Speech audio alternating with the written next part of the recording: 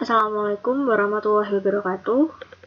Di pertemuan IPA minggu ke-13, kita akan masuk ke materi baru, yaitu sistem pencernaan pada manusia. Pada materi sistem pencernaan pada manusia ini, ada dua subtema yang akan dibahas. Yang pertama yaitu zat-zat makanan yang diperlukan tubuh, dan yang kedua adalah struktur dan fungsi sistem pencernaan makanan pada manusia.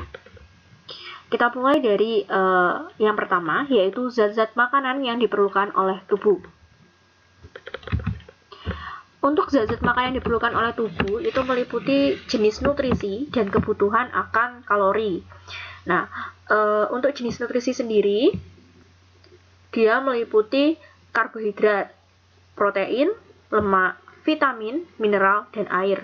Oleh karena itu sangat penting untuk menjaga asupan nutrisi yang masuk ke dalam tubuh dengan mengkonsumsi makanan sehat, yaitu makanan seimbang.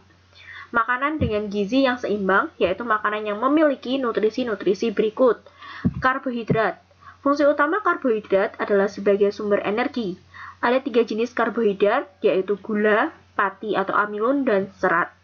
Karbohidrat ini bisa kita dapatkan melalui konsumsi makanan-makanan berat seperti nasi, kentang, dan juga sagu. Lalu protein. Fungsi utama protein sebagai sumber energi. Protein nabati dapat diperoleh dari kacang-kacangan seperti kacang kedelai dan kacang hijau. Protein hewani dapat diperoleh dari daging, ikan, susu, dan telur. Jadi protein sebagai sumber energi ini dia juga terbagi atas dua, meliputi protein nabati yang berasal dari tumbuhan dan protein hewani yang berasal dari hewan. Tentu akan jauh lebih sehat protein nabati, tapi bukan berarti kita tidak boleh mengkonsumsi protein hewani. Yang ketiga adalah lemak. Fungsi utama dari lemak adalah sebagai sumber energi. Lemak dapat berasal dari tumbuhan, yaitu lemak nabati, dan juga lemak dari hewan, yaitu lemak hewani. Jadi sama seperti protein, lemak juga terbagi atas lemak nabati dan lemak hewani. Lalu ada vitamin. Berdasarkan kelarutannya, ada vitamin yang larut dalam lemak dan juga ada vitamin yang larut dalam air. Untuk vitamin yang larut dalam lemak meliputi A, D, E, K, dan vitamin yang larut dalam air adalah vitamin B3, B6, B12, dan C. Secara umum, vitamin berfungsi dalam pertumbuhan dan pembentukan sel, berperan sebagai koenzim atau pengaktif enzim, dan mempertahankan fungsi jaringan supaya normal. Lalu ada mineral. Mineral merupakan bahan-bahan anorganik yang berfungsi sebagai zat pengatur tubuh. Lalu ada air. Seperti yang kita tahu bahwa tubuh kita membutuhkan 2,5 liter air setiap harinya untuk mengganti cairan tubuh yang hilang dalam bentuk keringat, uap air, dan urin. Karena itu kita harus minum air 8 gelas satu hari. Lalu kita lanjut ke kebutuhan kalori. Pada dasarnya perhitungan berat badan ideal dan kebutuhan kalori dapat dilakukan dengan rumus seperti yang sudah ada di atas, yaitu indeks massa tubuh atau IMT. Massa tubuh kilogram dibagi tinggi tubuh dikali dengan tinggi tubuh. Jadi saat rentangan IMT kita itu antara 16 sampai 16,99 berarti kita dihitung cukup kurus.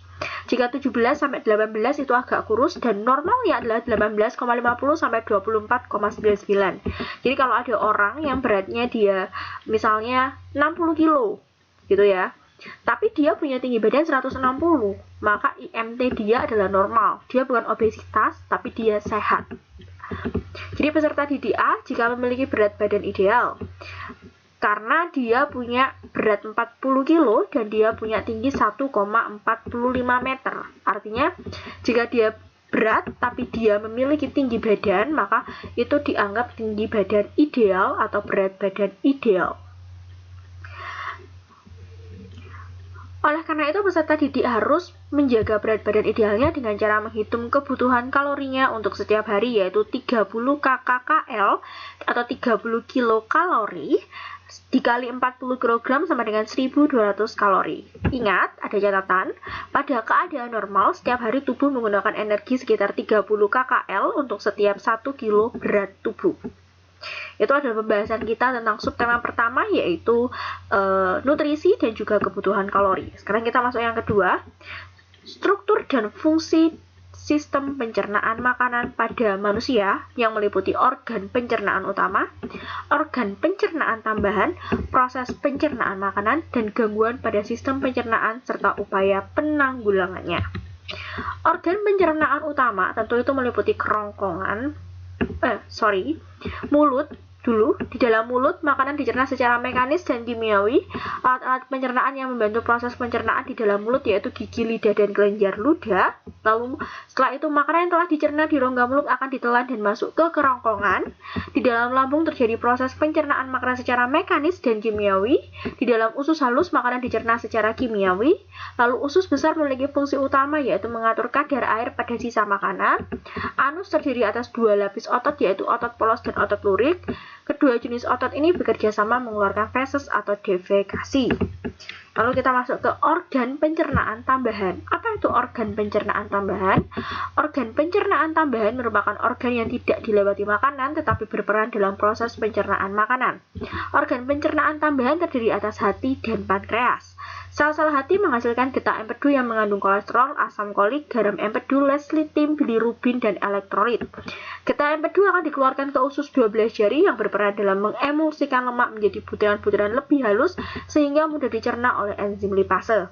Getah pankreas mengandung zat-zat seperti berikut, yaitu natrium bikarbonat yang berfungsi menetralkan keasaman isi usus dengan menaikkan pH-nya menjadi 7,1 sampai 8,5. Enzim amilase berfungsi merombak amilum menjadi maltosa dan glukosa.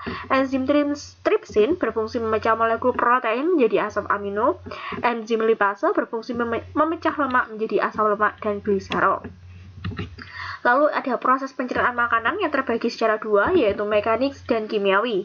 Untuk mekanik, proses pemecahan makanan yang berukuran besar menjadi berukuran lebih kecil atau halus dengan bantuan gerakan alat pencernaan. Sementara kimiawi adalah proses pengurahan makanan dari bentuk kompleks ke bentuk yang lebih sederhana dengan bantuan enzim pencernaan. Dan yang terakhir adalah gangguan pada sistem pencernaan dan upaya penanggulangannya. Ada karies gigi. Karies gigi ini terjadi ketika bagian luar atau inmel gigi terkena asap yang diproduksi oleh bakteri, lalu dinetralisasi oleh ludah. Salah satu cara mencegah penyakit ini yaitu rutin menggosok gigi minimal 2 kali sehari, terutama setelah makan, dan menggunakan pasta gigi yang memiliki kalsium atau fluoride. Yang kedua ada MA atau gastritis yang disebabkan oleh faktor iritasi atau infeksi bakteri Helicobacter pylori dan ketidakteraturan dalam pola makan penyakit MA yang dapat dicegah dengan cara makan yang teratur. Penyakit yang dipicu infeksi bakteri Helicobacter pylori dapat diobati dengan antibiotik sesuai resep dokter. Lalu ada hepatitis. Hepatitis adalah kebiasaan mengkonsumsi minuman beralkohol dan menggunakan obat-obatan berdosis tinggi. Hepatitis juga dapat terjadi karena infeksi virus hepatitis. Penyakit ini dapat dicegah dengan pemberian vaksin dan menerapkan pola hidup sehat, misalnya olahraga teratur, istirahat yang cukup, dan tidak mengkonsumsi alkohol. Yang terakhir adalah konstipasi. Konstipasi atau sembelit terjadi karena adanya penyerapan air yang berlebihan pada sisa makanan di usus besar. Akibatnya feses menjadi kering dan keras sehingga sulit dikeluarkan. Konstipasi dapat dicegah dengan cara mengkonsumsi banyak makanan berserat seperti sayuran dan buah-buahan. Oke, selesai sudah materi kita untuk sistem pencernaan pada hari ini. Tugas akan Bu Novi upload di GCR ya. Tugas akan Bu Novi upload di GCR, Google Classroom kalian. Akan ada teka-teki silang yang harus kalian kerjakan di sana. Lalu kalau sudah selesai, boleh kalian print out itu teka-teki silangnya, lalu kalian foto dan kalian upload lagi di GCR. Semoga materi hari ini bermanfaat. Wassalamualaikum warahmatullahi wabarakatuh.